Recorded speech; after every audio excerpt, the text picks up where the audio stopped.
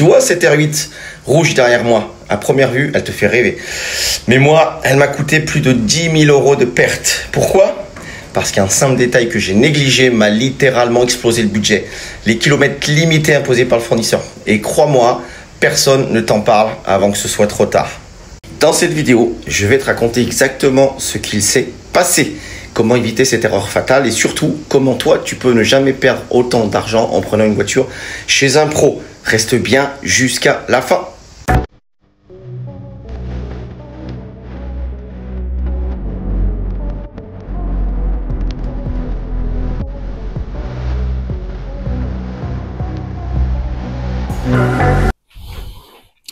Voilà les amis, je vais vous raconter encore une histoire de dingue. C'est une histoire de dingue mais qui m'a coûté de l'argent malheureusement. Et ça c'est vraiment relou. C'est vraiment relou parce que le nerf de la guerre c'est la trésorerie. Et quand on perd de l'argent comme ça, c'est une part de notre trésor qui s'effondre. Et si on n'a pas un petit budget de réserve, un petit matelas, on peut, je vais pas dire fermer la boîte, mais en tout cas on y va tout droit. Alors, ce qui s'est passé avec cette R8 rouge, j'ai déjà des shorts. Hein, j'ai mis des shorts. Je vais vous mettre une vidéo de la voiture aussi juste après. Vous allez voir, elle est magnifique. C'est une R8 V10 rouge. C'était les toutes dernières. Elle était vraiment fantastique. J'avais demandé au fournisseur en fin de compte s'il avait une petite R8 pour moi qui traînait pas trop cher en termes de loyer, en termes de caution, puisque moi étant dans le sud de la France, mon agence étant dans le sud de la France, et je ratisse assez large de pas de Montpellier mais de Marseille. Bon, j'évite de louer là-bas, mais à Monaco. Donc du coup, on a pas mal de clients l'été, de touristes qui viennent et qui peuvent louer ce genre de véhicule. Donc je savais qu'elle allait très bien marcher, et elle a très bien marché. Le problème étant qu'il m'a trouvé cette R8 très belle. Le prix, désolé, le prix était, bon, on va dire, enfin, c'est le prix. Hein, vous allez me dire c'est cher, mais non, ça peut être beaucoup plus cher sur une R8. On payait en loyer plus l'assurance incluse sur ce véhicule-là, et on était parti sur un contrat de 3 mois, 7 000 € TTC de loyer sur ce véhicule. On a laissé une caution de 10 000 € sur ce véhicule. Donc, c'est-à-dire que quand vous récupérez le véhicule chez le fournisseur, bon, moi, il me l'a livré, hein, donc en plus, j'ai payé les frais de livraison. C'est 1 500 € l'aller, 1 500 € le retour du véhicule. Donc, faut rajouter à ça, voilà, 3 000 € en tout. Donc, il me l'a livré. Et quand j'ai reçu la voiture, c'est à ce moment-là que j'ai donné la caution et le premier mois de loyer. La livraison, je la payé un peu avant, mais c'est un fournisseur avec lequel je travaille depuis de nombreuses années, donc j'ai entièrement confiance en lui, et lui a entièrement confiance en moi. Voilà, donc je ne paie pas la voiture tant que je l'ai pas devant moi. Donc il m'a trouvé cette voiture, il m'a ramené cette voiture donc sur camion. Je lui ai fait son virement de 10 000 € de caution sur ce véhicule et le loyer en cours. On a signé les contrats.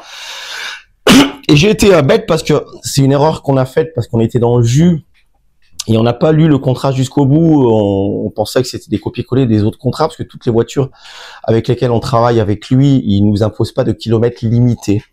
Et pourtant, on a aussi des Porsche, on a des voitures haut de gamme qui coûtent Porsche Turbo. Ça coûte aussi cher que la R8 parce qu'elle n'était pas très optionnée dans le sens où celle-là, elle devait valoir peut-être elle était d'occasion, donc aux alentours de 170 000 €, 150, 170 000 €. Donc bon, en tout cas voilà, ils nous avaient pas mis ça sur les autres contrats. Donc là, on n'a pas été vigilant. Et enfin, quand il y avait une clause qui était notée dessus au niveau des kilomètres à ne pas dépasser. Ça, on n'avait pas vu, hein. Bien évidemment.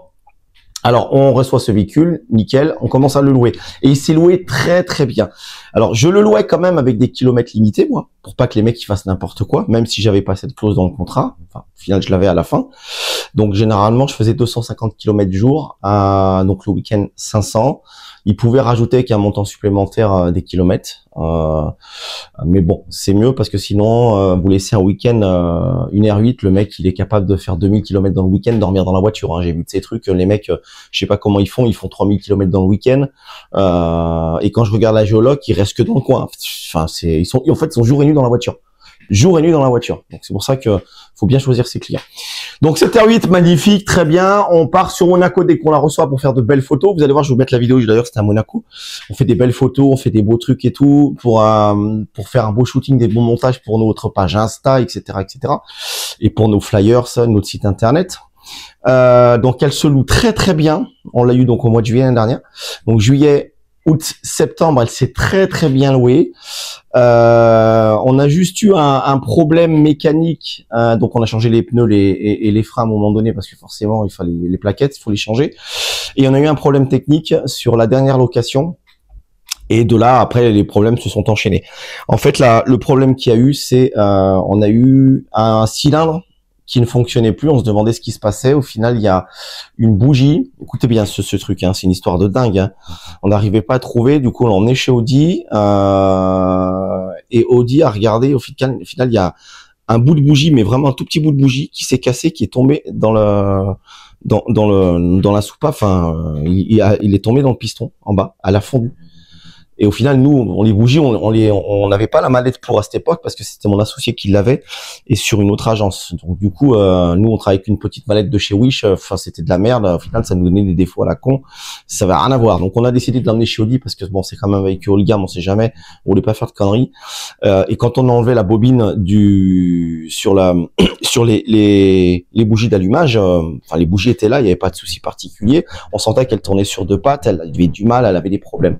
On s'est dit peut-être c'est les bougies, peut-être c'est les bobines, on savait pas trop. Donc au lieu de toucher comme il y avait, c'est un V10 assez pointu, on n'a pas fait, on l'a emmené là-bas chez Audi et là, ils nous ont montré le bout de bougie qui était cassé. Ils ont passé la caméra, donc le bout de bougie est fondu en bas, fallait tout refaire, fallait alaiser machin, enfin c'était une misère. Ça nous a coûté une blinde parce qu'il fallait le refaire parce que sinon tu rends le véhicule comme ça au fournisseur, bah il va te facturer un prix mais fort. Donc on l'a fait faire. Donc déjà là on a perdu de l'oseille. Alors je sais plus le tarif, hein. Sincèrement j'ai plus le tarif de cette réparation là, mais je sais que ça m'avait coûté cher. Mais ça s'arrête pas là, c'est pas le plus cher au final. C'est pas le plus cher c'est après. Donc on arrive en termes de contrat, pas de problème, tout est bon. On refait un peu de carrosserie parce que elle a été frottée un petit peu devant, enfin c'est frotté, hein, c'est pas. Donc on a refait un petit peu le pare-choc avant. Après le reste était bon, les jantes n'ont pas été frottées ni rien, nickel. Les mecs ont vraiment fait attention, les clients, donc c'est top. Donc, quand il est revenu rechercher le véhicule, il a refait le relevé de kilomètres. Voilà, bon, voilà sans problème. Il ramène le véhicule, il repart avec le fournisseur dans son pays. Et là, je lui demande ma caution. Au bout de 3 semaines, j'ai toujours pas ma caution. Je lui demande, je lui dis, écoute, j'ai besoin de ces 10 000 euros. Je fais aussi d'achat-revente de véhicules, donc faut que j'achète 2-3 véhicules d'occasion qu'il faut que je remette en vente. Donc j'ai besoin de ces 10K. Il me dit, bah écoute, je vais pas pouvoir te les rendre. Bah je dis, comment ça? Il me dit, tu as dépassé les kilomètres. Tu avais le droit à, je sais plus hein, si c'était 15 000, je crois. 10 ou 15 000 sur le terme de contrat, enfin sur la totalité du contrat. Et moi, je l'avais dépassé de 10 000. De 10 000. De 10 000. Alors c'est vrai que moi, j'avais roulé un peu aussi. Hein, donc, je suis allé en Savoie, aller-retour, ça fait déjà 5 et 5, c'est déjà 1000 bornes. J'ai roulé un petit peu là-bas. Bon, moi, j'ai dû lui mettre au moins 3000 bornes dans la gueule. Mais bon, j'en profite. J'avais pas vu ce truc-là aussi. Je suis con. C'est de ma faute. J'avais pas vu. Voilà, donc et là il m'annonce qu'il y en a pour même un peu plus de 10 000 euros, mais bon comme on travaille avec lui depuis longtemps, il me dit écoute je te laisse à 10 000 euros, je te prends ta caution, je peux pas te la rendre. Ah j'ai dit putain c'est abusé, 10 000 euros, enfin c'est bon, on a fait 10 000 de plus, c'est pas un truc de fou sur une R8, enfin à un moment donné c'est un V10, c'est Audi, c'est pas Ferrari moteur pointu où tu fais des kilomètres ok. Là en plus c'est que de la loc, enfin voilà c'est pas des voitures que tu vas revendre et tu vas gagner de l'argent forcément. J'ai dit au pire l'année prochaine moi je te la reprends si elle est toujours dispo et on s'arrange comme ça. Je te paierai peut-être le loyer un tout petit peu plus cher et puis mais non il a rien voulu savoir.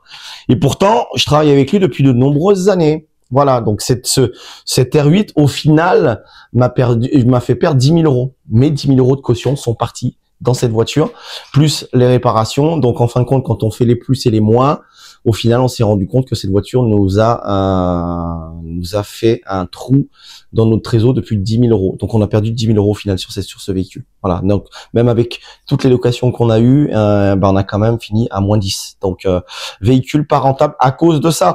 Il y aurait pas eu ça ni la grosse réparation, on aurait fait donc déjà les 10 000 euros, on les aurait récupérés, donc on aurait été à l'équilibre. Il n'y en aurait pas eu fait cette grosse réparation de merde. On aurait peut-être fait, je sais pas, on aurait dû faire, je pense qu'on a dû payer dans les 4 000 balles. 4 ou 5 000 balles avec, on aurait fait à peu près un bénéfice de 4-5 000 balles répartis sur ces 3 mois. Hein. C'est pas en un mois, hein, réparti sur ces 3 mois. Juste sur ce véhicule, en sachant qu'on a une dizaine de véhicules, donc c'est quand même intéressant ce qu'on peut faire en termes de bénéfices. Mais voilà, faut bien suivre le processus, faut bien faire gaffe au taux de rotation de véhicule, etc. Enfin bref, ce véhicule nous a coûté beaucoup d'argent. Et on est dégoûté, on était dégoûté, mais bon, c'est comme ça. On en reprendra une parce que c'est un véhicule qui marche vraiment très bien en location, mais on se fera plus avoir avec le nombre de kilomètres, même si c'est des kilomètres limités. Nous, quand le véhicule est pas loué, on roulera pratiquement pas avec non plus parce que le but c'est de gagner de l'argent, c'est pas de perdre de l'argent en roulant nous-mêmes avec les véhicules. Quand on a de la marge sur le kilométrage, on peut le faire, sinon il faut éviter de le faire. Alors voilà, c'est pour vous dire que les fournisseurs, il faut quand même vous méfier de tous les fournisseurs, qu'ils soient bons, qu'ils soient pas bons. Ce qu'ils veulent, c'est gagner de l'argent. Donc faites gaffe, faites vraiment attention à qui vous prenez les véhicules.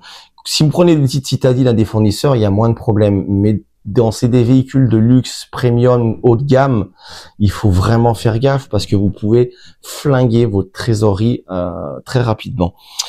Voilà un petit peu ce qui s'est passé avec cette Audi R8, mais bon, franchement, c'était une voiture fabuleuse. Si cette vidéo vous a appris quelque chose sur les fournisseurs et les kilomètres limités qu'ils mettent dans le contrat, eh ben, mets un pouce en l'air, abonne-toi à la chaîne puisque je mets une vidéo par jour du lundi au vendredi, plein d'astuces, des anecdotes que j'ai eues dans le milieu de la loc, dans le milieu de l'achat-revente de voitures. Et si toi aussi tu veux démarrer dans ce domaine-là, que ça soit la location de voiture, voiture premium ou voiture citadine, tu peux, ou l'achat-revente de voitures d'occasion, tu peux démarrer à temps partiel en plus de ton travail pour faire un complément de revenu. C'est intéressant avant de passer totalement du côté entrepreneuriat, ça tu peux. Alors soit tu peux le faire tout seul, soit tu peux en consultant mes vidéos sur YouTube, ça te forme un petit peu à ce métier, mais ça reste relative. Ou alors, j'ai un e-book que j'ai mis à seulement 47 euros sur... c'est un bouquin tout simplement à 47 euros. Il y en a deux. Il y en a un qui parle uniquement de la location, comment on ouvre une agence, les différents statuts, le capital social, le logiciel avec lequel on travaille, les départs, retour des véhicules. Les fournisseurs, ça je les donne ensuite. Je les mets pas dans l'e-book. Je les donne dans un deuxième temps. Une fois que vous avez créé votre boîte, etc., etc., ça se donne pas comme ça. Et même si je vous donne un fournisseur, si vous l'appelez, il va pas forcément vous répondre et donner suite à ça, parce qu'il travaille que par recommandation. Donc c'est à moi de l'appeler, lui dire voilà, Paul va t'appeler, il vient de ma part, c'est un bon gars, il a démarré avec moi, je l'accompagne, tu peux lui faire confiance. Tu peux lui fournir 1 ou 2 véhicules selon son budget, etc., etc. Voilà comment ça se passe pour trouver des fournisseurs. C'est souvent sur recommandation. Et tout ça, bien sûr, est dans mon e-book. Tu auras aussi mes coordonnées. Tu pourras me poser des questions. Et je peux faire aussi un accompagnement sur 6 mois où là, je t'aide vraiment à lancer ton activité, des statuts de ta société, capital social, les banques, les assurances, les déclarations de TVA, l'expert comptable à prendre, tes premiers clients, tes premiers litiges. Voilà, je suis là pendant 6 mois de ton démarrage, ouverture et 6 mois après. Donc ça, c'est aussi un accompagnement que je fais en plus. Si tu es intéressé, tu cliques sur le lien qui est dans ma bio et tu suis les étapes, tu verras, c'est très simple. Abonne-toi à ma chaîne et je te dis à très bientôt.